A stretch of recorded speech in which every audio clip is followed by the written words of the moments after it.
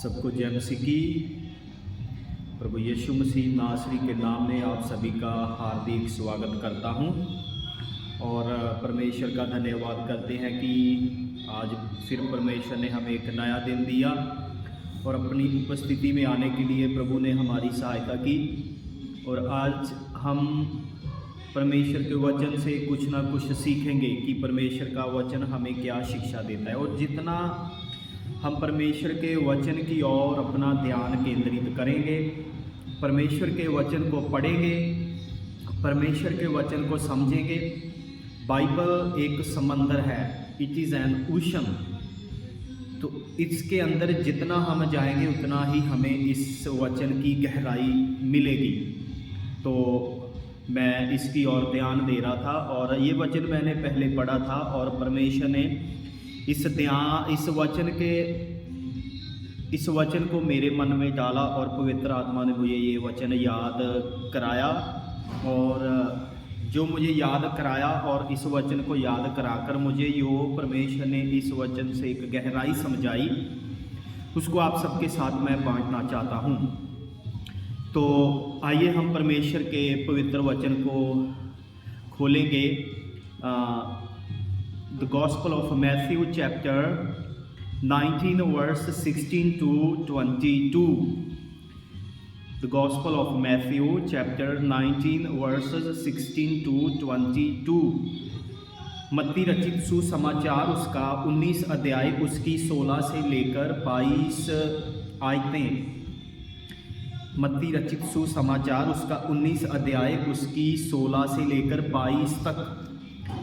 और जब हम इसका हेडिंग पढ़ते हैं, अगर इंग्लिश में मैं देखूं तो इंग्लिश में लिखा हुआ है इसका heading, Jesus councils the rich young ruler.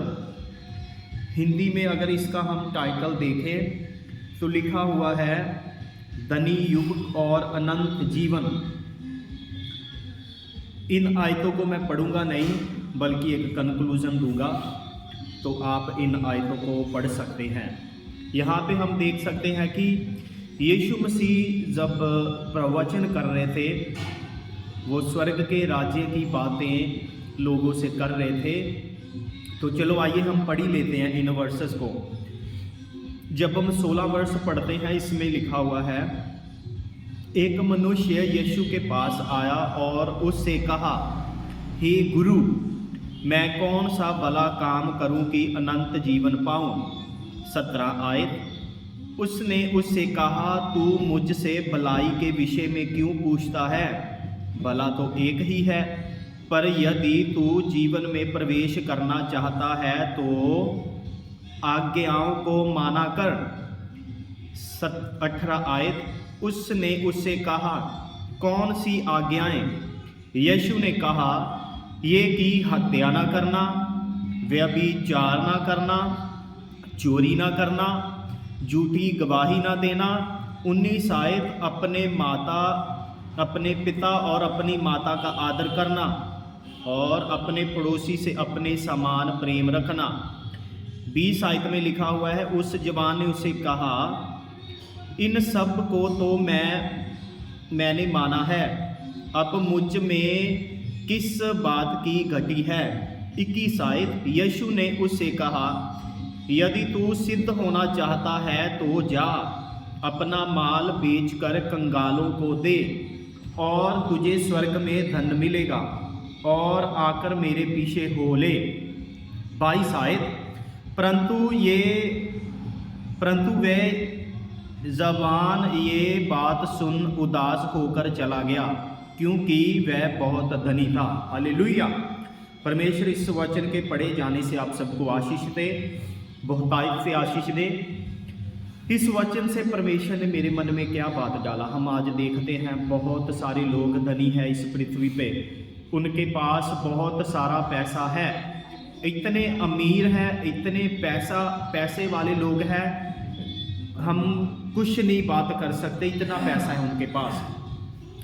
तो इस वचन से परमेश्वर मुझे सिखा रहा था, पैसा होना, किसी के पास पैसा है, बहुत पैसा है, वो सब कुछ करता है, पाठ पूजा करता है, सुबह जल्दी उठकर वो परमेश्वर के आगे गिड़गिड़ाता है कि परमेश्वर मैं तेरा धन्यवाद करता हूँ, प्रभु मुझे आशीष दी है आपने, मैं सब बातों के लिए आपकी महिमा करता हूँ। उसके पास पैसा है, बहुत कुछ है, सब कुछ है, प्रभु का धन्यवाद करता है।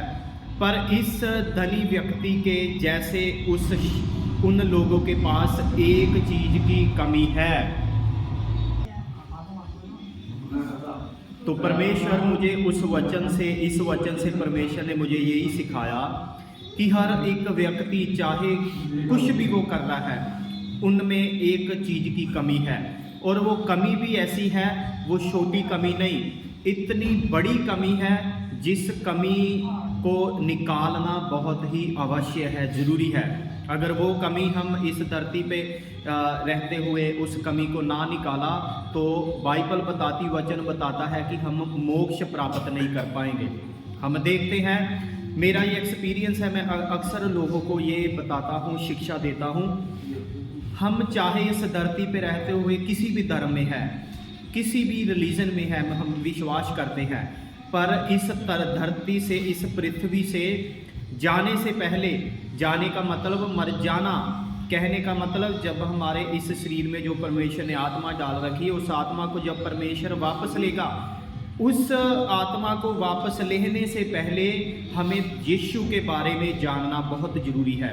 चाहे हम किसी भी धर्म में क्यों ना हो, चाहे हिंदू धर्म में हो, चाहे सिख धर्म में हो, चाहे बुद्ध धर्म में हो, चाहे जैन धर्म में हो, किसी भी धर्म में, अन्य प्रकार के धर्म हैं, किसी भी धर्म में क्यों ना हो, इस धरती से कूच करने से पहले हमें यीशु के बारे में जानना बहुत ही ज़रूरी है। और यीशु के बारे में जानना कि इसीलिए जानना यीशु के बारे में, क्योंकि जब हम धार्मिक पुस्तकें पढ़ते हैं तो उनमें बताया गया है, शिक्षा दी गई है, लिखा गया है यीशु के बारे में कि अगर कोई भी जन मोक्ष प्राप्त करना चाहता है, वो मुक्ति को प्राप्त करना चाहता है, तो यीशु के पास आना और यीशु के आगे अपने पापों का अंगीकार करना, तौबा करना, ये बहुत ही हर एक प्राणी के लिए ज़रूरी है, आवश्यक है, नेसेसरी है। मुझे आशा है परमेश्वर आप सबको इस वचन के द्वारा आशीष दे। हमने क्या सीखा, जैसे ये एक धनी व्यक्ति यीशु के पास आया, उसने यीशु को बोला, प्रभु जी मैं क्या करूं, किसके लिए क्या करूं, अनंत जीवन पाने के लिए।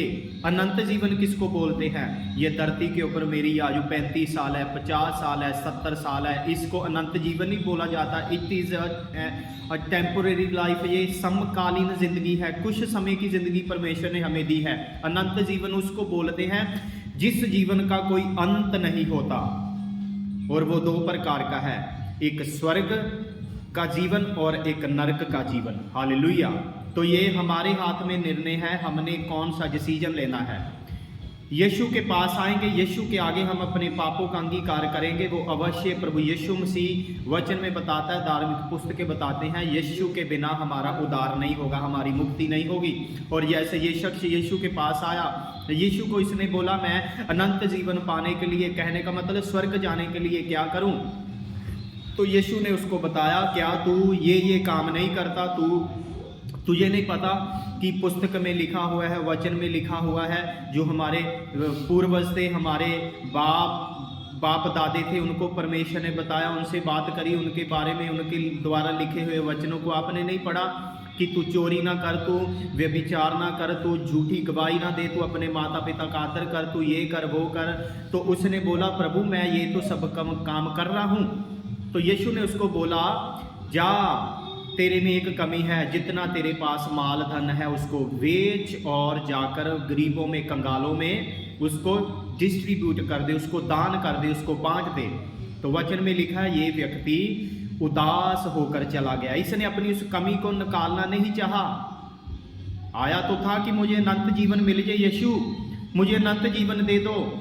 तो अनंत जीवन ऐसे नहीं मिलता, जो यीशु की बात उसको मानना पड़ता है, उसको हम सुनेंगे, समझेंगे, उसकी ओर ध्यान देंगे, वैसा काम करेंगे जैसा यीशु चाहते हैं, तो फिर हमें अनंत जीवन मिलेगा। तो लिखा है वो उदास होकर चला गया। और आखिर में लिखा हुआ था, क्योंकि वह बहुत धनी था, बहुत रिच था। तो ऐसे ही इस धरती पे रहते हुए हर एक इंसान में, प्राणी में, मनुष्य में एक ना एक कमी है, और वो ये कमी है, उनके पास यीशु नहीं है। जैसे मेरे पास यीशु है, उसकी आज्ञाओं को मैं मानता हूँ, और हम लोग यीशु के बढ़ते जा रहे हैं। हम यीशु की आज्ञाएं मानते हैं। यीशु ने हमारे लिए अपने प्राण दिए, हमें मोक्ष दिया। हम यीशु के जैसा काम कर रहे हैं। यीशु ने जैसा हमें बोला हम उनकी आज्ञाओं को फॉलो करते हैं, अनुसरण करते हैं अनंत जीवन पाने के लिए, वो जीवन जिसका कोई अनंत नहीं है। और एक बात ध्यान रखना, ये परमेश्वर ने हमें 50 साल, 60 साल, 70 साल की आयु दी है, इसीलिए इसी जीवन में रहकर हमने परमेश्वर से मोक्ष प्राप्त करना है। इस 50-60 साल की वैल्यू को जानना है, कीमत को, मूल्य को जानना है। अगर नहीं जान पाएंगे, अगर परमेश्वर ने हमें स्वर्ग में डाल दिया यीशु के द्वारा, तो हम लाखों साल, करोड़ों साल परमेश्वर के साथ, उसका कोई अंत नहीं है, राज्य करेंगे परमेश्वर के साथ। अगर हमें परमेश्वर ने नरक में डाल दिया, हम उसके वचन के अधीन ना रहे, यीशु हमारी ज़िंदगी में ना हुआ, यीशु को हमने स्वीकार ना किया अपनी ज़िंदगी में, अगर हम नरक में चले गए तो हम करोड़ों साल, खरबों साल परमेश्वर के आगे गिड़गिड़ाए, रोए, उसकी हमारी आवाज़ उसके आगे सुनी नहीं जाएगी। तो इसीलिए ये हमें परमेश्वर ने जीवन दिया है, इसका हमने मूल्य अपनी ज़िंदगी में जानना है। और ऐसे धनी के व्यक्ति के जैसा नहीं पढ़ना, एक कमी को ज़िंदगी में रहने नहीं देना, और वो जो कमी है उस कमी को निकालना है, तो परमेश्वर हमें स्वर्ग में स्थान देंगे, मोक्ष देंगे। और यीशु को जानने की कोशिश करना, यीशु कौन है। जो समझदार लोग हैं वो यीशु के बारे में उनको पता है। यीशु मसीह ऐसा परमेश्वर, वो खुद परमेश्वर यीशु मसीह बन के आए, जिसने मानव जाति को प्रेम करना, विरोधी से प्यार करना, दुश्मन से नफरत नहीं, ईर्ष्या नहीं, उससे प्रेम करना सिखाया। और हम उस यीशु की पूजा करते हैं, आराधना बंदगी करते हैं। तो ये मुझे विश्वास है परमेश्वर आपको इस वचन के द्वारा अवश्य आशीष देंगे, और ज़िंदगी में आप 100 में से 99 काम कर रहे हैं, 99 काम कर रहे हैं, और एक काम आपकी ज़िंदगी में आप नहीं कर रहे, वो भी आपको बड़े खतरे में डाल सकता है, और वो है कि हमारे पास यीशु का ना होना। तो ये मेरी प्रार्थना है कि परमेश्वर के इस वचन के द्वारा आपको आशीष मिलेगी, और आप सोचेंगे, आप यीशु के बारे में जानना शुरू करेंगे कि यीशु कौन है, कौन है यीशु। और हमने तो पढ़ा है कि हमें पापियों को घात करने वाले भी आए, पर ये यीशु कौन है, ऐसा कौन यीशु है जिसने पापियों को प्रेम किया। तो मुझे विश्वास है इस वचन के द्वारा परमेश्वर आपको आपकी ज़िंदगी के हर एक क्षेत्र में आशीष देने के लिए जा रहे हैं। आमीन। मेरा विश्वास है प्रभु आपको आपकी ज़िंदगी के हर एक क्षेत्र में आशीष दें। सबको जय मसीह की।